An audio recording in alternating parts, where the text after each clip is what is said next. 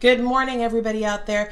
Maureen Bangle here, doing some videos for 2018, and I wanted to share them with you. Some educational pieces, some tips and tricks, and this is number one. Today we're going to talk about a subject in our industry that comes up a lot, product buildup or mineral buildup. We're going to talk about buildup on the hair in general. So I am a hairstylist. I've been a hairstylist. I'm in my 20th year. I am also a color educator. I am not a doctor. I'm not going to diagnose anything. I'm just going to share with you some of the things that I have witnessed, I have tried, and I have seen work over the last 20 years. So hair is something that's very important to us. It's something that we hold very dear for most of us. It's a crown, as they say, it's a crown we wear all the time. So it's important to take care of it, and what we use on it is really, really, really important. So we're going to talk a little bit about mineral buildup, about product buildup, and what they do to the hair and how we can avoid them. How, if we already have buildup on our hair, how can we fix it? So I have a couple visuals for all of you, and the first one I have is this twine. And what I wanted this to represent was kind of a hair strand. Over time, the longer hair sits on our head, the longer it's on our head, it can become weaker and it can be more prone to breakage or split ends, right? Think of it as, again, another natural fiber, a cotton t-shirt. As we wash that cotton t-shirt, as we wear it, as it is exposed to the elements, the older it gets, it starts to break down. So same thing with another good example would be leather shoes. We have to take care of it. We have to moisturize them. We have to protect them. If we don't, they can dry out and they can eventually crack. So we want to take care of it, just like our hair. So imagine this is a giant hair strand under a microscope. Again, this twine is natural fiber. So you see, we start to see some fraying. We start to see some split ends, right? So we want to make sure that what we're putting on our hair is the healthiest for it. And when you have mineral buildup, it can actually build up on the hair. And if we choose to use products that have heavy oils or silicones in them, they can actually build up on the outside of the hair strand and start to cause some damage. So we're going to talk a little bit about that. So what are some products, or what do products with silicones or waxes do to the hair? Well, back in the late 90s, early 2000s, there are some drugstore brands that contain silicones and waxes that were very popular. And this right here is actually a little cup of wax, paraffin wax. But it's just to give you an idea. After the first washing of a product that has wax or silicones in it, it might appear that your hair becomes a little bit healthier. Why is that? Because those silicones and waxes are filling in the porous parts of your hair, the parts that have been dried out, the parts that have started to fray. They start to fill in those areas, right? So that gives you a little visual of what they do. They might be great at first. It may appear that your split ends have healed, but over time, what is going to happen, right? So there are some products on the market that are designed to be more semi-permanent fixes for split ends, some more natural than others. But does anybody know, back to Beauty School 101, the only fix for split ends? The only permanent fix? I don't even know if oh, there we go. A haircut. A haircut is the only way to get rid of those split ends permanently. So, if you continue, like I said, a lot of people like those shampoos and conditioners that have the waxes and silicones in them because it makes their hair feel better. It makes their split ends feel healed. They're not split anymore. It's not frayed, right? And at first, you may be right. But over time, guess what happens? We have buildup. I used this rope just so you could see it a little bit better on the camera. But this piece of rope has been dipped in that wax many times, simulating shampooing with something that has heavy oils or waxes in it for a long period of time. So that's what we are seeing when people use these products for a longer period of time. We get a buildup. Guess what happens with these silicones and waxes as as that product builds up on the hair. It creates a barrier. It basically is like a raincoat for your hair. Imagine what that does. A couple things that we're going to talk about, but one of the things that it does in particular is it starts to suffocate the hair, and it can also suffocate the scalp. It builds up on the scalp as well. So how can I tell if this is what I'm experiencing on my hair? So a couple of different things. One, heavy hair, right? So ingredients that are not water soluble, including things like silicones, are going to build up on that hair. And we also have had the last couple of years this sulfate-free craze, which seems like a great idea, but guess what happens? In some of those sulfate-free shampoos, we have very little surfactants. Surfactants remove all the product buildup and oil on your hair. Some of them have no surfactants whatsoever. And so we are not removing any of that buildup. It is continuing to build up. So guess what that does over time? Can you imagine if this was a knot? There's no buildup on this piece of hair and this piece of hair. What's going to happen weight-wise? This one is going to feel heavy. You're going to lose your bounce in your hair. It makes a big difference. Dry hair. I have dry hair. I keep using these conditioners. I keep doing treatments at home. I'm doing everything I'm supposed to, and I still feel like I have dry hair. Well, when there's buildup on the hair, that raincoat that I explained, nothing moisturizing or conditioning is able to get to your hair. It creates that barrier. It creates that raincoat that's not going to allow anything that's moisturizing to actually get to the hair. So over time, no moisture is getting to that hair, and your hair normally will hold on to some moisture after you've shampooed it. That water that's in your hair eventually evaporates. And over time, once that water evaporates, your hair starts reaching out to the environment to get some moisture, to moisturize itself. But if your hair has that raincoat on it, it doesn't have the opportunity it's reaching for moisture, but it's not getting to that hair that's underneath that barrier, right? Breakage.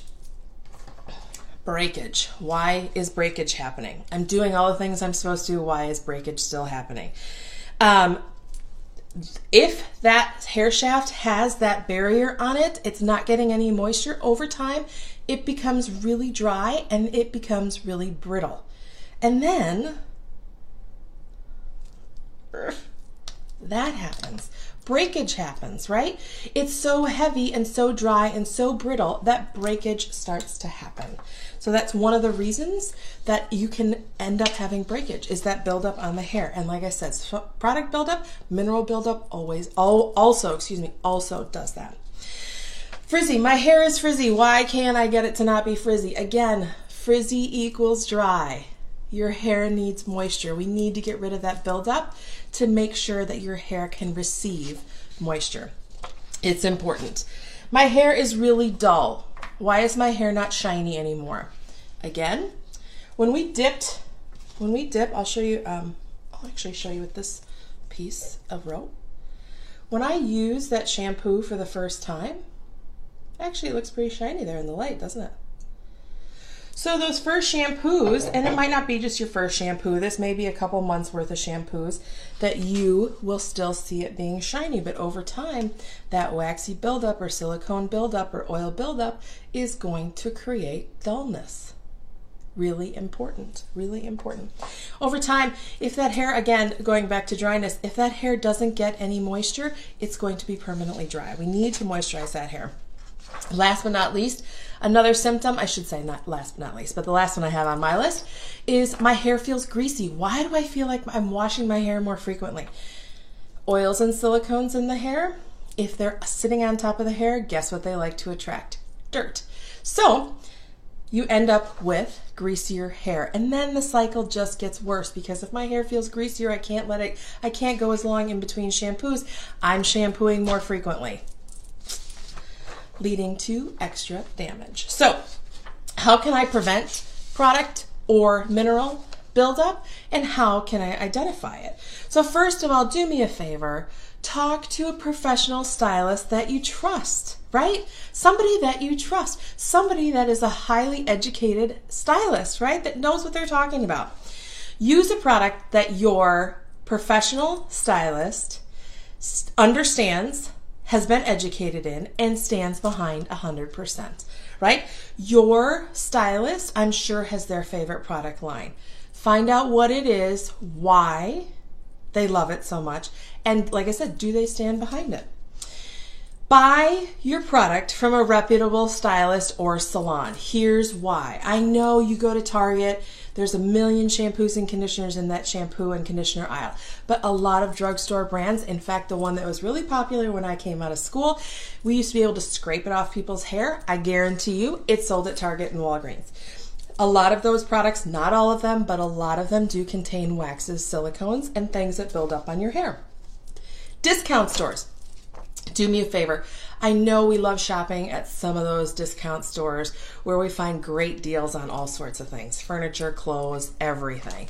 But when you buy products at those discount stores, or I should say when you see them in those discount stores, they've probably either been what we call diverted. So from a salon that was open, closed, sold their product to somebody illegally. Especially if it's a salon exclusive product. Don't buy, do me a favor, don't buy on TV, please. That's all I'm going to say about that. And lastly, don't buy on Amazon or eBay. There's going to be another video coming up that I'm going to challenge all my stylist friends to do a video or a piece on their social media. But the reason you don't want to do that is, again, that product, there's been a lot of times where that product is old, expired, they're selling it for more than the suggested retail price. It's not worth it. You want to make sure you're getting nice, fresh product at a fair price, right? You also want to make sure a lot of those, I should mention, in discount stores, a lot of those products are actually counterfeit. If you peel the label off, a lot of times they're not the actual product, they've just been relabeled. So, do your research, okay? Do your research. So, healthy, shiny hair, is it achievable, or am I just blowing smoke for the last 12 minutes, right? Healthy, shiny hair is achievable, but here's how it's achievable. Healthy hair that has a cuticle that lays flat. The cuticle on the hair shaft is like shingles on a roof. They layer over each other. If they're roughed up from things like dryness, things like that, they can't reflect light. They can't be shiny. So a nice healthy cuticle, nice healthy hair will give you shiny, healthy looking hair. Talk to your stylist that you trust and find out how they can help get you there, right? So how do we identify buildup? There's a couple different ways we can test for it, right? So here are some of them. First of all, again, go to your favorite professional stylist, and here are some things they can do. One is a scrape test. We used to do this a lot of times, like I said, in the late 90s, early 2000s, where we can actually take a hair strand, scrape it with the blade of our shears that are very sharp, and we can actually scrape product off of the hair. It's a great visual. Doesn't always work though. It doesn't, or I should say, it doesn't always, it's not as obvious in that particular test. For scalp buildup, find a salon that has a scalp camera. I'm going to put on this post where I'm located so that you can come see us. We do have a scalp camera. You can get really, really, really detailed pictures of what your scalp looks like. Does it have buildup? And if so, how do we correct it? How do we fix it? How do we get back to healthier looking hair? Right? My hair feels sticky. Do you ever feel that when you wash your hair kind of has that tacky feeling? It's a good indicator. Tangles. My hair is tangling more than it used to. Maybe product or mineral buildup. My hair is starting to matte. Again, if that product buildup or mineral buildup on the hair just makes it roughs it up, it makes the hair feel yucky, and it can actually matte the hair. Breakage, like I said, we talked about why breakage happens with product or mineral buildup. If you're getting breakage that's new, it may be buildup on your hair. All of these things, I will say, there's other reasons that this can happen, and they will show up in other videos, trust me. But this one in particular is about buildup, this particular video. So these are some of the indicators. Change in color.